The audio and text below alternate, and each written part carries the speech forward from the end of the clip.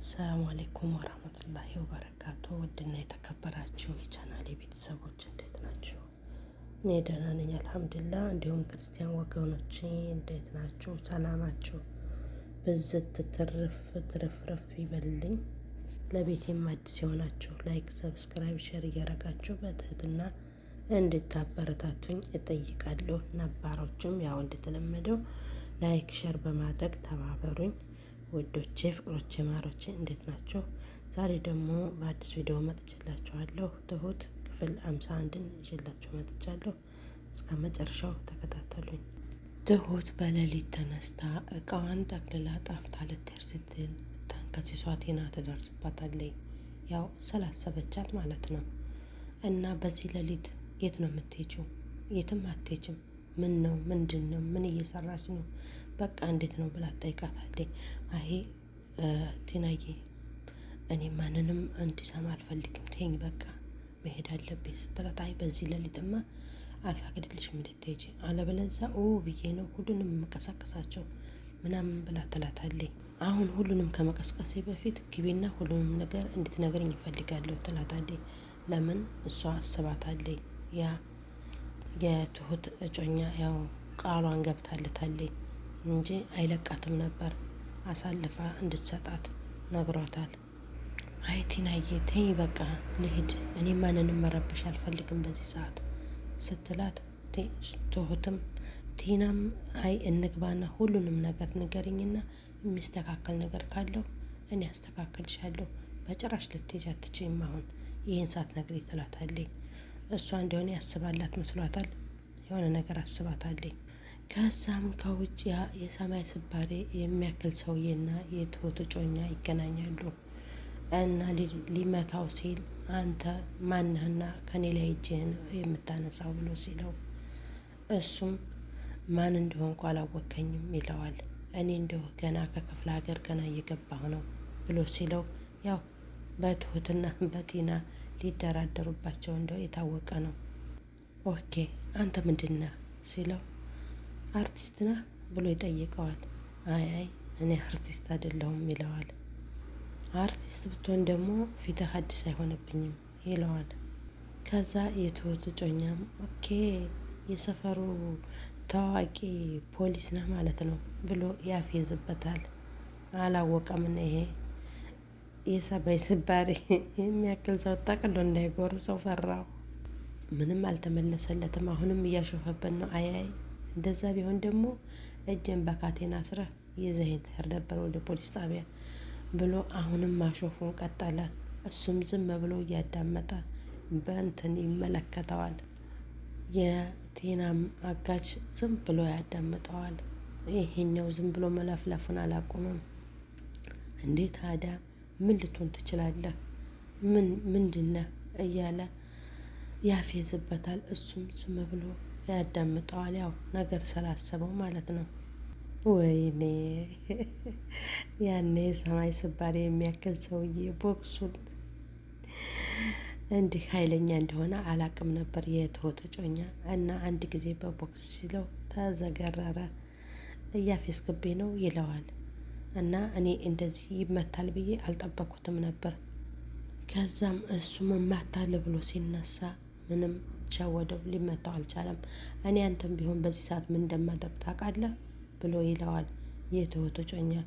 ይህኛውም በጣም እየደነፋ ለመማታት ይሞክራል፣ ግን አልተመታውም። አሁንም እያሸፈበት ይገኛል። እሱም እኔ አሁን አንተም ብሆን ተነስቼ ነበር የምሮጠው እንደዚህ ሳደርግ ብሎ ሲለው፣ እኔ አንተን ፈርቼ እኔ ነኝ የምሮጠው ብሎ ይደነፋ። በጣም ይበሳጭበታል የሰማይ ስባሪ የሚያክል ሰውዬ። ከዛም ቢላ ወጥቶ ሲያስፈራራው ያ ሰማይ ስባሪ የሚያክል ሰውዬ ሩጫውን ተያይዞታል። ደንግጦ በመሮጥ ላይ ነው። ይህኛውም እየተንቀጠቀጠ ወደ መኪናው ይጠጋል። ከዛም ትሁትና ቲና ቁጭ ብለው እየተወያዩ እያለቀሰች ነው። ትሁት ምን ሆነሽ ነው? የሆንሽውን ነገር ለምን አትነግሪኝም ስትላት፣ አይ ቲና ተይኝ ምንም አልሆንኩም ትላታለች እያለቃቀሰኝ። ምን ሆነሽ ነው? ካሌብ ተቆጥቶሽ ነው? አባባ ተቆጥቶሽ እያለች እሷም ታናዛታለች። ትሁትም መናገር አልፈለገችም። አይ ማንም አልተናገረኝም እባክሽ የሆንኩት ነገር የለኝም ተይኝ ትላታለች። እባክሽ የሆንሽውን ነገር ንገሪኝ ትሁቴ እባክሽ ልለምንሽ እያለኝ ትለምናታለች። እባክሽ ትሁቴ ማልቀሱ ይብቃሽና ምንም ቢፈጠር ምን እዚህ ቤት እንደማትወጪ ነው። እባክሽ የሆንሽውን ነገር ንገሪኝ አስረጅኝ ትላታለች። እሷም እንባዋን እየጠራረገችላት ታባብላታለች። እሷ እንደው ለራሷ ስለፈለገቻት ነው አሳልፋ ልትሰጣት። እሷም የዋህ ናት ትሁት በጣም የዋህ ናት። በጣም ልቧ ንጹህ ስለሆነ እሺ ተነስቼ ታጠባለሁ ብላ እቅፍ ታደርጋታለች። እሷ እንደሆነ ላሰበችው አስባታለች። አይ የዋህ ትሁት ስታፍርላ። እሷም እቅፍ አድርጋ እየሳመቻት እንዳለ እያባበለቻት ታሾፍባታለች። በስተጀርባዋ ብዙ ነገር እንዳቀደችላት አታውቅምና የዋህ ትሁትም እውነት መስሏት ስቅስቅ ብላ ትከሻዋን ይዛ ታለቅስ ጀመር። እንዴት ትሁት እኛ እኮ ቤተሰብ ማለት ነን። ለምንድን ነው እንደዚህ ተደበቅሽ ጥለሽ ነው የምትሄጂው? እንደዚህማ መሆን የለበትም ስትላት እሺ በቃ ጤናዬ በጣም ነው የማመሰግነው። ሂጂ በቃ ወደ ክላስሽ ምንም አልሆንም ተነስቼ እታጠባለሁ ትላታለች። እሺ ተነሽ አሁን እያየሁሽ ታጠቢ ተነሽ እባክሽን ትሁቴ እያለኝ ትለምናታለች። ከዛ ካሌብና አባቱ ቁጭ ብለው እያወሩ እንዳለ አባዬ ይለዋል። ወይዬ ልጄ ሲለው ለምንድን ነው የዋሸኸኝ ብሎ ሲጠይቀው እንዴ ልጄ ምንድን ነው የዋሸው ብሎ ይለዋል አባትየው። ስለ ትሁት ነዋ ሲለው እንዴ ልጄ ደግሞ ስለ ትሁት ምን ብዬ ነው የማዋሸው? ምንድን ነው የማዋሸው ብሎ ይለዋል። ፍቅረኛ አላት ብለህ ነዋ ይለዋል። እንዴ አስተዋወቀችኝ አላልከኝም ብሎ ሲለው እና ልጄ አንተ ስለምን ዋሸኸኝ ብሎ ይለዋል። እንዴ አባዬ እኔ ደግሞ ምንድን ነው የዋሸው ሲለው ትሁት እንደምታፈቅራት ብሎ ሲለው በጣም ይደነግጣል ካሌብ። ካሌብም እንዴ አባዬ ማ እኔ ካሌብ ነኝ ትሁትን ማፈቅራት እያለ ይደነባበር ጀመር። እኔ አይደለሁም ያልኩት የኔ ልጅ አይንህም ጥርስህም ሁሉ ነገር ይናገራል ሲለው ተንከሲሷ ቲና ከበር ስር ተጠግታ በደንብ ታዳምጣቸዋለች። አሁን ነው ፎርሳውን ያገኘችው ትሁትን አሳልፋ ለመስጠት። ይቺ ተንከሲስ ምንም አያልቅባትም። አባዬ ደግሞ ሙና ነው የምትቀባጠረው። እንዴ እኔ እኮ ትሁትን ከእህትነት የዘለለ ምንም ነገር የለንም ብሎ ይለዋል። እሷም ማዳመጧን ቀጥላለች።